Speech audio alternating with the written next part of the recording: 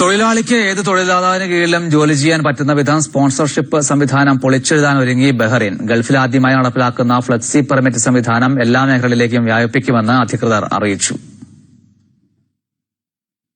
സ്പോൺസറിന് കീഴിൽ മാത്രം വിദേശികളെ ജോലി ചെയ്യാൻ അനുവദിക്കുന്ന സ്പോൺസർഷിപ്പ് സമ്പ്രദായമാണ് നിലവിൽ ഗൾഫിലെ എല്ലാ രാജ്യങ്ങളിലുമുള്ളത്.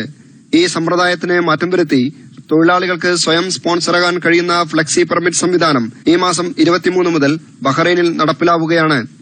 തൊഴിൽ മേഖലയിൽ വൻമാറ്റങ്ങൾക്ക് വഴിവെക്കാവുന്ന ഈ സംവിധാനം പരീക്ഷണാടിസ്ഥാനത്തിൽ പരിമിത മേഖലയിൽ മാത്രമാണ് ഇപ്പോൾ നടപ്പിലാക്കുന്നത്.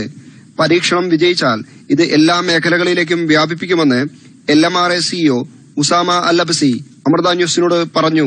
We are breaking away from the sponsorship model through this program. We will test it for a period of 2 years and hopefully it will be successful and we will have the ability to even expand it. It's a pilot program that consists of 48,000 people. After 2 years we will do a full assessment and my aim and my ambition is to expand it. Flexi permit നടപ്പിലാക്കുന്ന വിവരം വിദേശികളെ അറിയിക്കാൻ വിപുലമായ പദ്ധതിയാണ് LMRA തയ്യാറാക്കിയിട്ടുള്ളത്. മലയാളം, ഹിന്ദി ഉൾപ്പെടെയുള്ള ഭാഷകളിൽ ബ്രോഷറും വീഡിയോയുമൊക്കെ തയ്യാറാക്കിയാണ് പ്രചാരണം. 6 ഭാഷകളിൽ കോൾ സെന്ററും പ്രവർത്തിക്കുന്നുണ്ട്. ഇന്ത്യൻ തൊഴിലാളികൾക്ക് ഈ വിവരമെത്തിക്കാൻ എംബസിയുടെ സഹായം ആവശ്യപ്പെട്ടിട്ടുണ്ടെന്നും അംബാസഡറുമായി ചർച്ച നടത്തിയെന്നും CEO അറിയിച്ചു.